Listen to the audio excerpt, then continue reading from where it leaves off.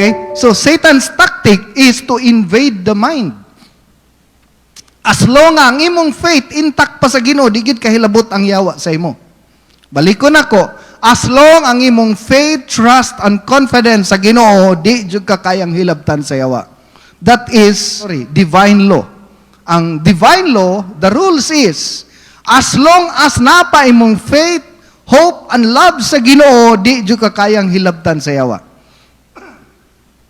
John 8:44, no?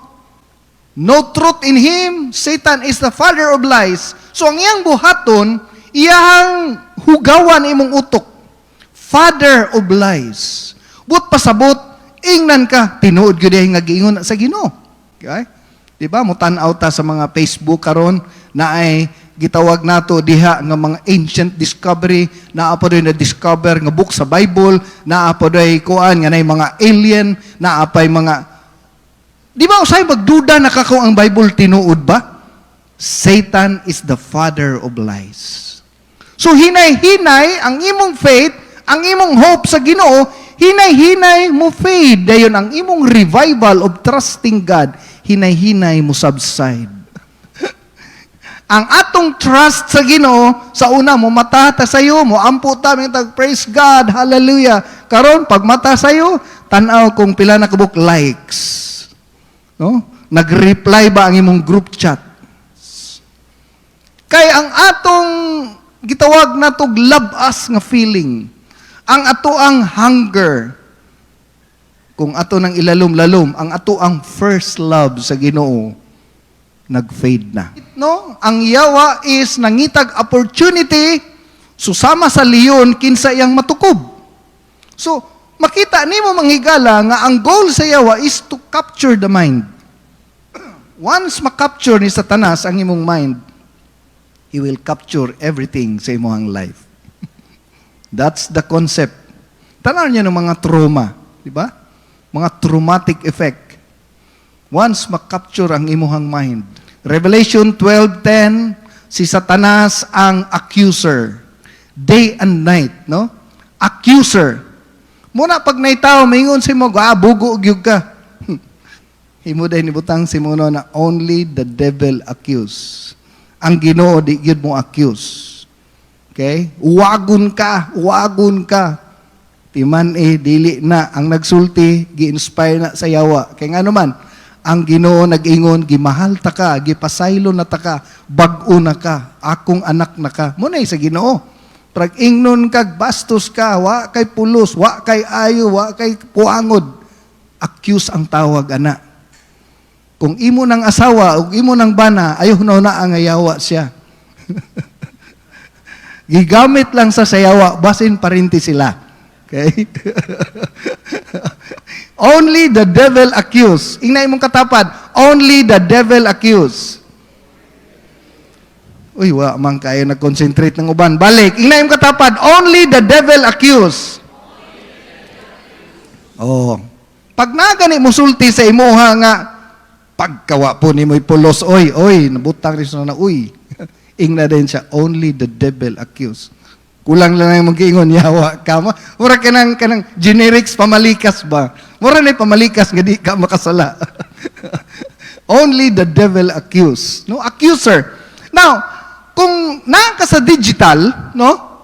Naka sa cellphone, daghang mo gawas sa imong una-huna, nga may kag, gupaha, oy, mayon ni kag, layo arday sa kong dagoy, pangita din ako, oy, see?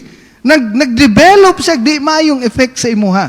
Kanya, magduda na ka sa Ginoo, magunahuna ka kung kulto ba rin atong simbahan na sudlan, nasabdan pa ko ninyo? Iba maabot sa point nga na mga tao nga maghatag og mga opinion nila, Victory Chapel, nganong naamang ka diha, nga kulto man na. So, ang mahitabo karon mag-alangani na ka, so ang imuhang relasyon sa Ginoo, magkalayo, dayon ang yawa, hinay-hinay na makapenetrate sa atong life. So, mauna na siya. Nanay doubts, nanay fear, nanay unbelief, then ang atong trust sa Ginoo, nya magunahuna ka, bisag asa kang simbahan mo adto, wa na kay masudlan. So, ang sad ending, backslidden in heart.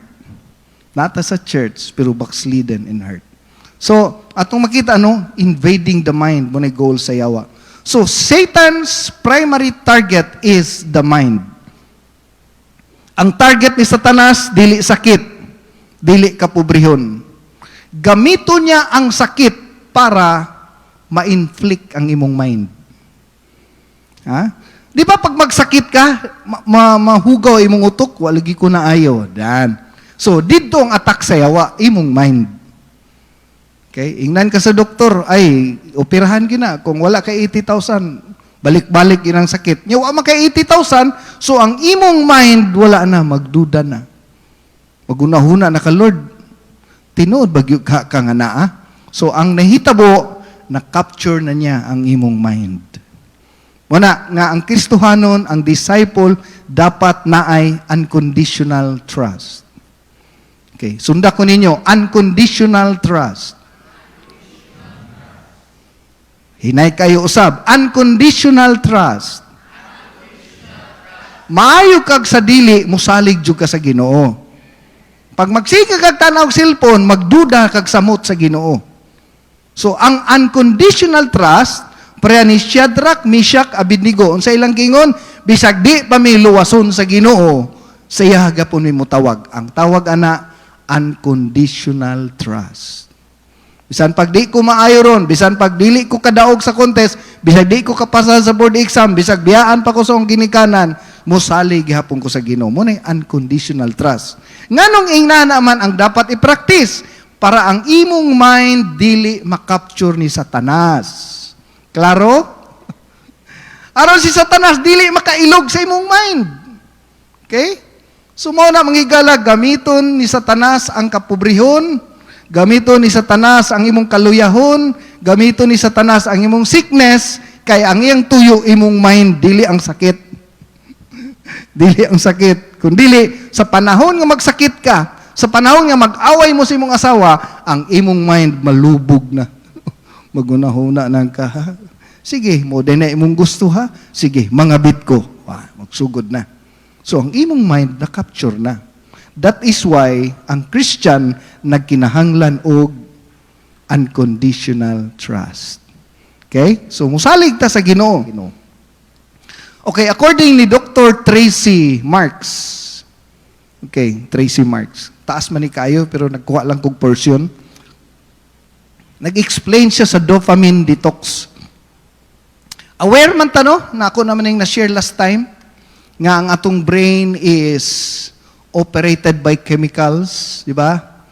Ang reward chemical, moning dopamine, dayon oxytocin, dayon serotonin, kanang ma-inlove ka, serotonin na, serotonin level na ang imuhang chemical nga naa sa imong mind.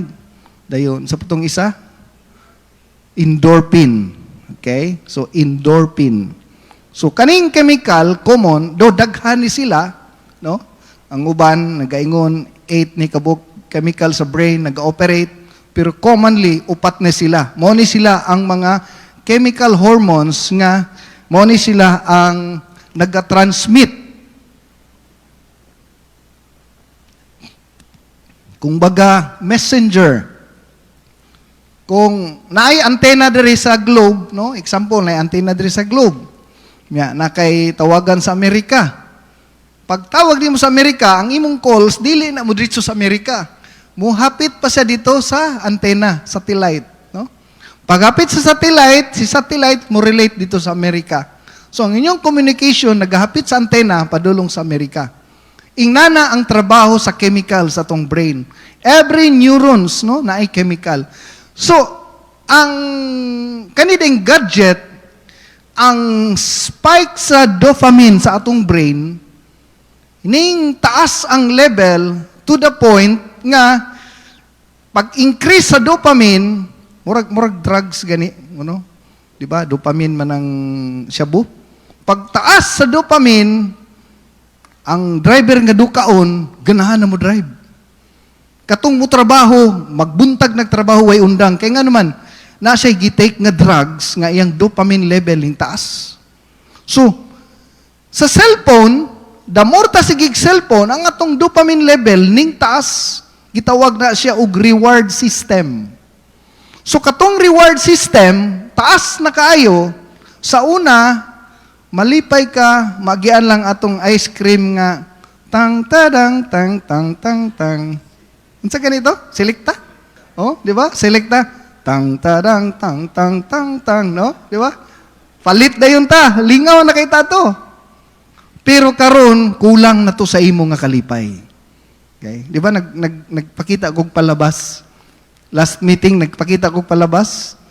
Regaluhan laglapis, perting ambak-ambak sa bata, oy. No, perting ambak-ambak sa bata. Karon, bisan pag isa ka truck nga lapis. Isa ka truck nga lapis, di na malipay ang bata. Kay nga naman, ang ihang dopamine level taas na. Okay? Example, puyo ko sa Amerika, akong sweldo dito, 150,000 a month. Diri sa Pilipinas, akong sweldo, 20,000 a month. So, humana akong contract sa Amerika. Uli na ko diri. Malipay pa ba ko sa 20,000 a month? Dili na. No? Ang mahitabo, balik na lang ko dito kay di ta mabuhi diri, mga matay ta. Wagi namatay na namasura. Nanigulang na lang, nagkaapo na lang ng namasura. No? Nagtahig sapatos, ang mga, kaya nga naman, ang imuhang reward system dili na masatisfied. No? Di na masatisfied. Kay naa naman kay dako nga income. Muna, sayon kaayo sa pobre nga mupuyo sa palasyo. Pero ang taga-palasyo mubalhin sa payag, perting dako ang storyahonon. Sabtan ko ninyo, no? Ang tagapayag, mubalhin sa mansion, sus, automatic na, no? Pero ang taga-mansion, mubalhin sa payag. Na, ipagguba na ng payag, di ko katulog. Katul kayo. Igang kayo. Sakit akong likod. Sakit ang likod. Kaya nga naman, ang iyang dopamine level, taas na kayo. Mauna nga, nag-detox ta, para balhin ta sa payag. Kay pag mamalhin ta sa payag, pagbalik na to sa palasyo, ma-appreciate na nimo. Di ba? Murabag, lahi argiday, oy. No? Mabalik ang atong revival nga kasing-kasing diha sa Ginoo. So, what is revival? Revival is, gitawag na to bring back to life when something dies. Mo din ang meaning sa revival. To bring back to life. Buhi untong namatay. Okay? Revive. No? Ganang si tawagan na, CPR. No? I-revive. Buhi untong namatay. Oh. Katong wanay ampo-ampo. Katong excited mo ampo. Patay na. So atong buhiun. To bring back to life. Katong wanay basa-basag Bible. Magbasa na tag-Bible. Kaya nga naman, revive means to bring back to life. Okay? What before the church had and what was lost. Unsa man tong nawala? Unsa man tong nasa una? Okay? Kung akong giingon nga, ang experience sa Acts chapter 2, na ay pagbisita sa Ginoo. Karon unsa may ning bisita sa atong kinabuhi? Away, lalis, comparison, no? Atong i-subject ni sunod ding sin of comparison, i-compare na nimo, uy, may pa akong classmate na nasa Amerika. Lo, akong igaagaw na sakyanan, ang iyang anak na sa barko. Ako ani, alam ko diri, wala na, nagselfie na ka.